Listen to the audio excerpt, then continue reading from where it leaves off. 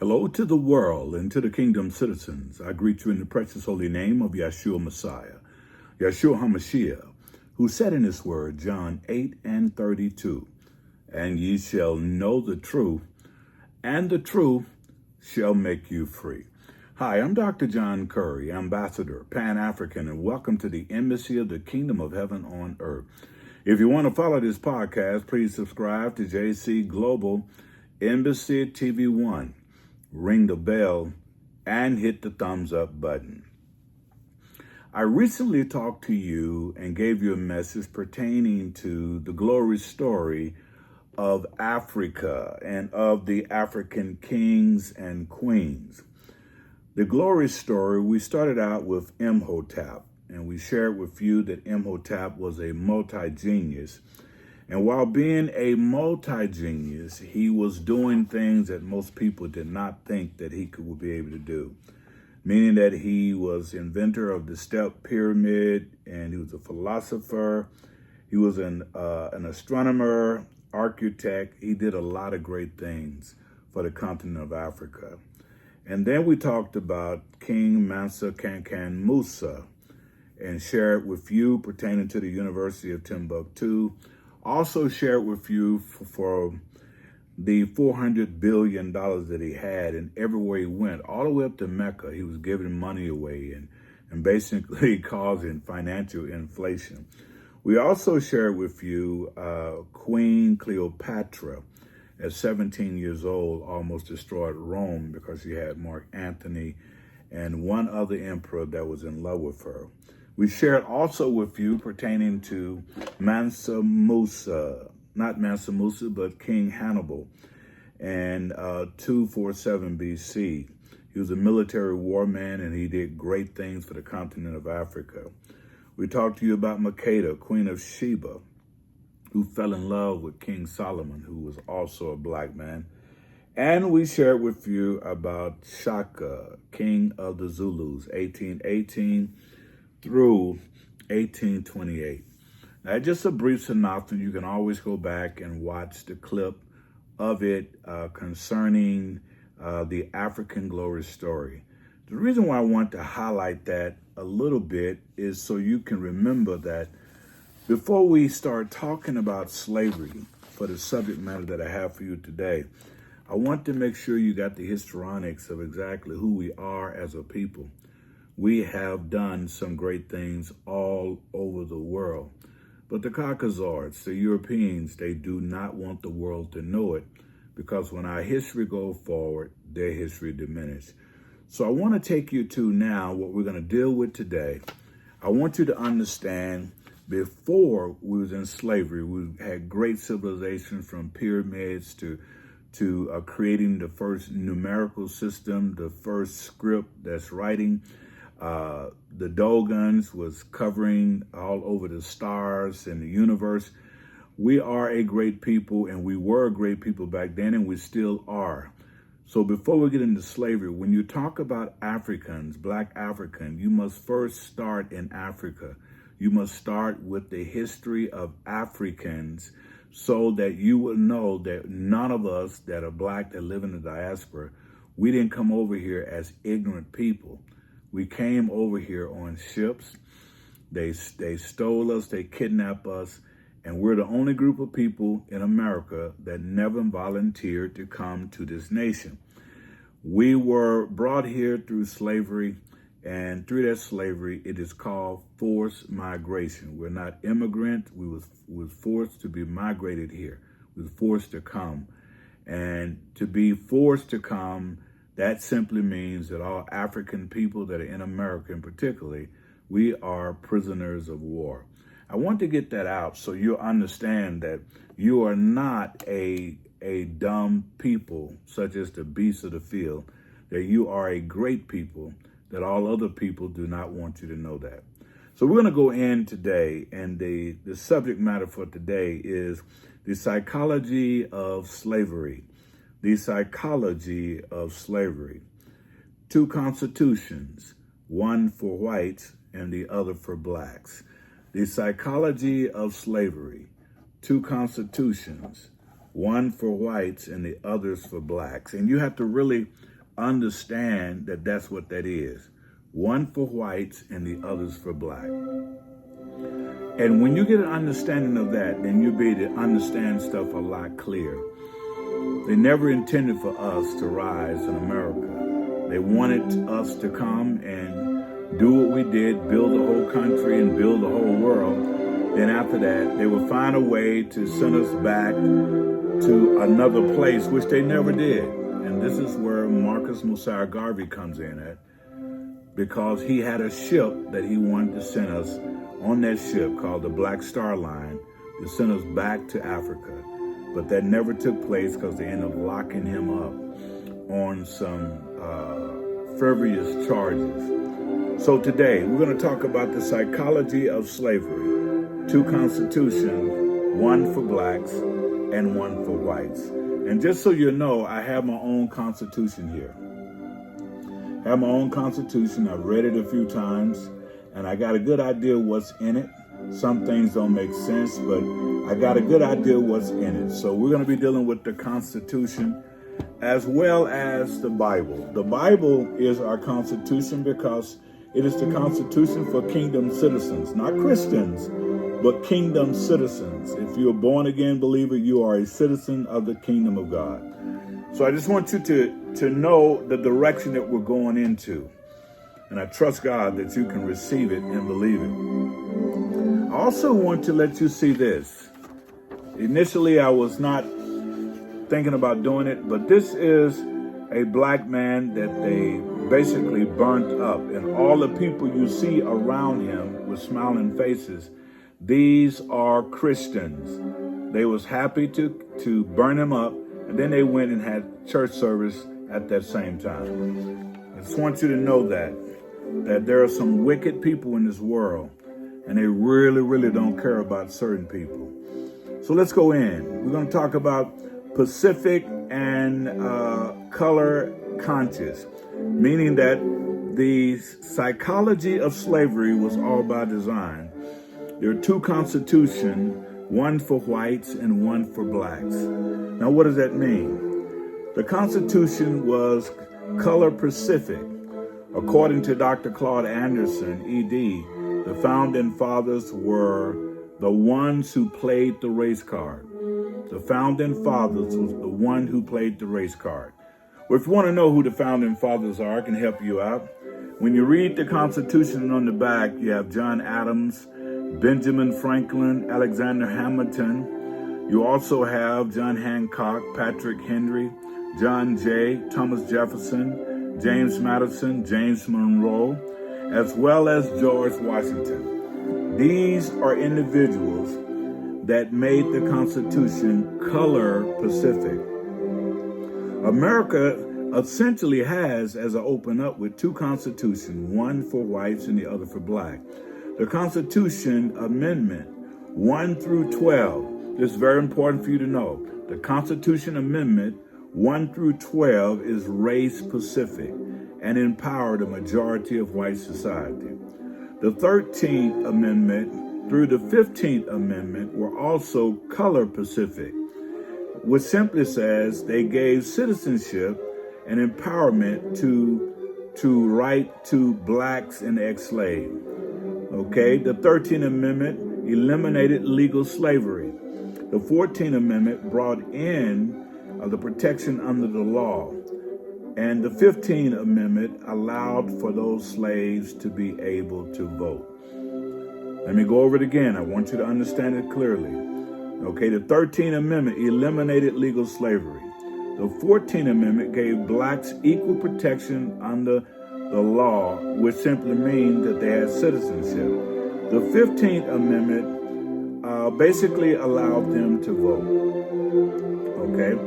Now, understanding that, when you understand that, then you have to go back to see in the psychology of slavery, slaves was declared real estate. That's what I said. Slaves was declared property. That's 1712, the divide and conquer. 1705. 1705, slaves was declared real estate. 1712, it was a divide and conquer move when Willie Lynch, a master slave trainer, set out to train slaves to hate themselves. He said, have the dark-skinned slave to go against the light-skinned slave, the elder slave go against the younger slave, those that are on the village, those that are in the valley against those that are on top, those that can read versus those that cannot read. That was the division of slavery. He said this should last 300 to 500 years. So in 1712, we're right around where this should have been done with or lasting. But most of us as Black Africans who live in America and on the continent of Africa, we're still divided because we will not come together as one unit of people.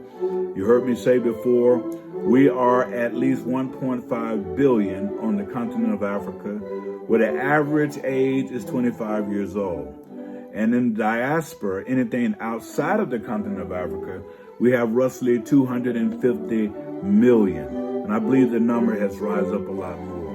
Why it's important for you to know this, the psychology of slavery. We're going to go in and get real deep into it. If you go to 1797, you come up with a word that's called a traptomania. The traptomania, which simply means, break the word down, it means that trapeze is a runaway slave. Mania means the slave was mad or crazy to run away. In other words, why are you running away when we're treating you like a slave? They want the slaves to be nice and act right. So as a result of that, the treatment was for a runaway slave with the disease of the traptomania. The treatment was whooping the devil out of the slave. Think about that for a moment. The treatment was whooping the devil out of the slave. And just to go over again, the 15th Amendment extended voting and other social rights for blacks. The majority of society has co-opted these amendments for other social and political rights.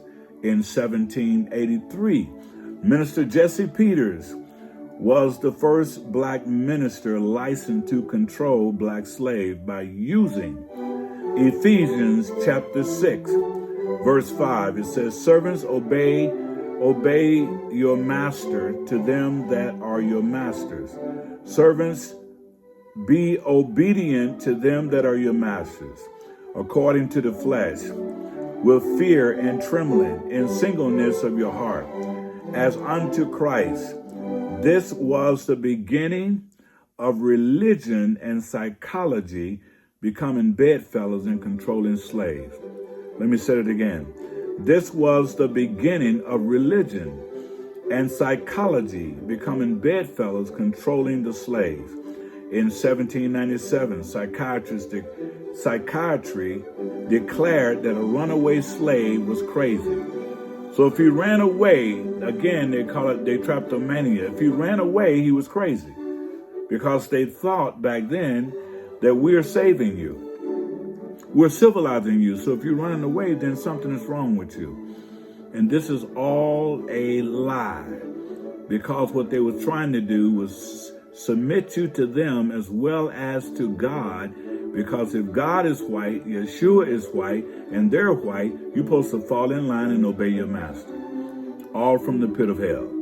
In 1775 through 1783, the Revolutionary War was fought to free the American white man from the British white man. In 1781, John Henson was the first black president of the United States. The president, and what made him president, because President Andrew Jackson, who followed later, mother was a black prostitute, when they brought her to America by British soldiers. I'm giving you some information that I want you to start thinking of yourself as greater than and not less than. In 1778, the 3/5 clause, Article 1, Section 2, defined the black slave as property and equal to 3/5 of a man, despite the assertion that the Declaration of Independence said that all men are created equal. And this is in the Constitution that if all men are created equal, then why are there African slaves are considered 3/5 human? This shows you the paradox of how racism was moving during the time of slavery. In 1787, the United States Constitution was written and is not and has not ever been colorblind. The Constitution has always been race specific. Race specific simply meaning that those that come from Africa are at the complete bottom, and those that are Europeans and come from other nations in Europe, they're at the complete top. But what I want you to get, something else that was said during that time. See, in 1797, Dr. Benjamin Russ said black skin came from a disease called negritude. I want you to hear me now. He said, Dr. Benjamin Russ said black skin come from a disease called negritude. There's no such thing as a disease called negritude. It's a made-up disease in order to be able to get the Europeans to feel more satisfied with themselves. In 1800s, thousands of black inventors received patents from L.H. Lattimore, inventing the manufacturing carbon. Elijah McCoy invented the lubrication for the steam engine. Thousands of other African American inventors made great contribution to this country. In 1825, Vincent Garago was a black mulatto and ex-slave who became the first black president of Mexico. Blacks lived in Mexico for 300 years before the 1800s. This history is not talked about because today we even have Mexicans that don't like black folks. It's a competition between the black and the brown. But God knows who we are, and God knows who's winning. Black cannot disown brown because we're the one that caused brown to show up. We're the one that even caused white to show up. So we have the melanin gene that can produce every other race, every other color, but they do not and cannot produce us. We are the mothers, we are the fathers of all humanity. And I think it's important for you to know that. If we go to 1830, an act was created making a criminal offense to teach Negroes, slaves to read. That's 1830. You're breaking the law if you're teaching a young black male or black female how to read. That's 1830. I want you to think about that. And many of us today are still struggling with trying to read because we have not learned, a lot of us have not learned how important reading is. It was said years ago that if you want to hide something from a black man or a black woman, just put it in the book. He'll read everything, but he won't read the book. He'll open up a book with a bunch of pictures, but he won't read a book that's going to help him understand who he is. Also in 1831, a man by the name of Nat Turner had a revolt. And Nat Turner revolted and killed quite a few Europeans. In 1832, the U.S. Congress Senator Henry Berry said, "Keep the slave's mind blind from the light of education, and we will be saved." So they don't want you to understand or to learn what you need to know because they're afraid that you're going to come out and do something to them. But when you know who you are and where you came from, then you can bodaciously know where you're going. 1861 through 65, we get the Civil War was fought, and the Emancipation Proclamation was signed to protect the Union, not to free the slaves, ending 244 years of actual slavery, followed by 100 years of old Jim Crow, separate but not equal, lasting 100 years for a total of 344 years of manufactured madness. Many slaves and their descendants suffered. Manufactured madness, creating problems. As the Europeans, wherever they went, they always created problems. The scripture says in John 10:10, it said, the thief cometh not before to steal and to kill and to destroy. And when you look at the European history, you can see that a lot of it matches John 10:10, where the thief cometh not before to steal, kill, and destroy. And everywhere the Europeans went, that's exactly what they did. 344 years of actual slavery, 244 years of actual slavery, 100 years of old Jim Crow, and now we're sitting on roughly 66 to 67 years of so-called integration, which is no more than stagnation to keep us dependent on every other group other than ourselves. Why is this important? Many blacks are still suffering from PTSD. That simply means post-traumatic slave syndrome. Post-traumatic slave syndrome. PTSS, post-traumatic slave syndrome. To this day, by Dr. Joy DeGruy, who lectured on the condition during that time that there are blacks that are still struggling with PTSS, post-traumatic slave syndrome. We're still moving in that, and we need to come out of that. And this was brought to us by Dr. Joy DeGruy, who lectured on this condition. But if we go to 1869, Francis Galston and Ernest Rudin introduced the concept of the science of eugenics. The Greek word eugenics meaning the good in stock. Good in stock, meaning this, that black is bad, black need to get back. The good in stock means producing a all-white ethno-state or all-white world. And that will never be done because blacks, we're everywhere, we've been everywhere, and everywhere they go, they will see us. But there's something else. A psychologist in 1870, a psychologist by the name of Herbert Spencer took Galston's term farther by coining the term survival of the fittest. The survival of the fittest. In 1887, G. Stanley Hall, founder of the American Journal of Psychology, stated that the Africans, the Indians, the Chinese were members of an adolescent race in a stage of incomplete growth. You see how far they're going? Stage of incomplete growth. Now, eugenics means the good in stock, okay? Which simply says, if you got any black in you, you can be labeled a beast of the field. They like to coin it in a way where it says that we need to get rid of all black and brown. And if we can get rid of all black and brown, we can be the superior race that we want to be on the planet.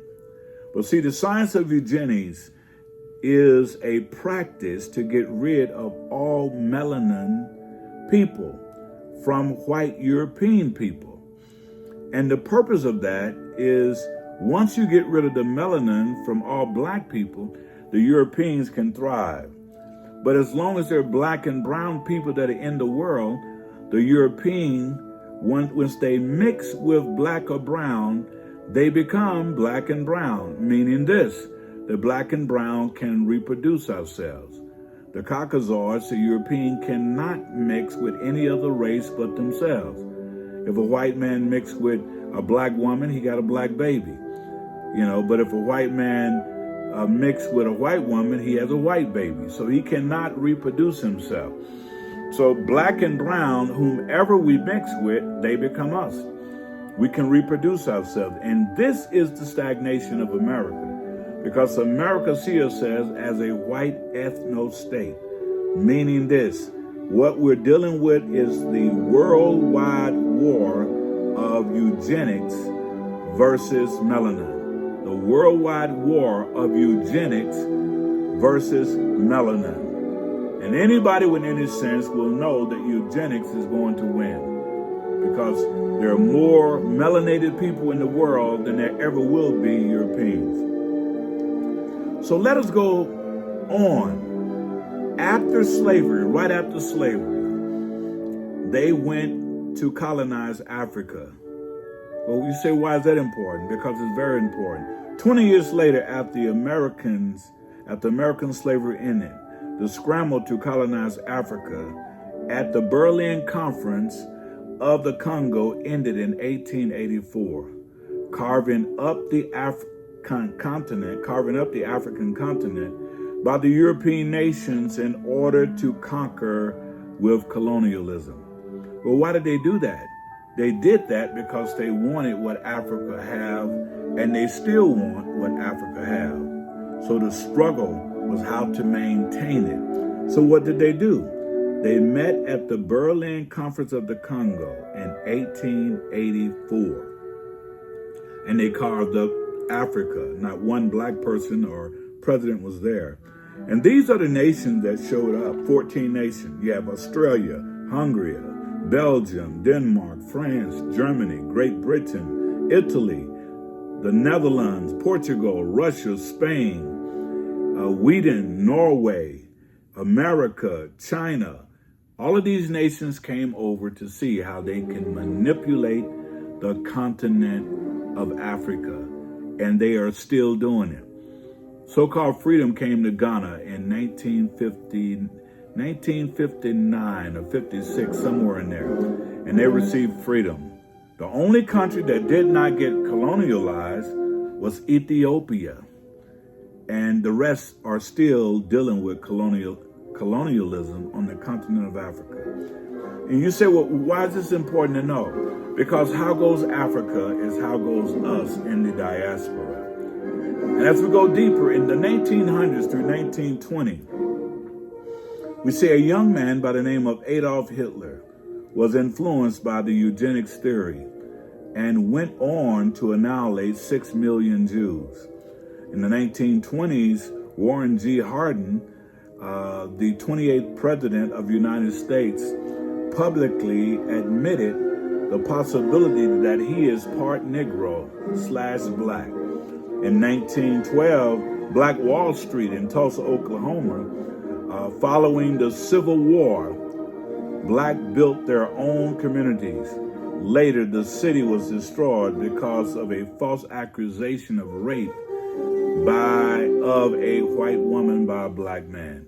This was all a part of it to destroy the black community. Now, here's something else that's sick and twisted that I want you to know. There was a man by the name of Ota Benga, O-T-A Benga, B-E-N-G-A. He came from a place in Africa, and when he came from that place, he was a pygmy. He stood about 4'11" inches tall. He weighed 103 pounds. He exhibited in the Bronx Zoo as a monkey, with monkeys all around him. He also came to the St. Louis World Fair in 1904 through 1996. The point is, with the psychology of slavery, they was trying to get us as Africans, black Africans, to look at ourselves as animals, but it didn't work. But they had him in the zoo where people could come and see him playing with other monkeys. They shaved off his teeth in order for him to look like he had canines coming out of his mouth. They was called back then human zoos. And this took place in 1778, and according with the 3/5 clause, they was creating human zoos for black folks that they claim look like animals. And they call some of us today, they even call some of us today monkeys. It's important for you to know the history and how this history spreads out. And when you know this history, then you know where you came from. You know you're not a monkey. You know you didn't come from all of this garbage that many of the Caucasoids are saying. You already know who you are. You know where you came from.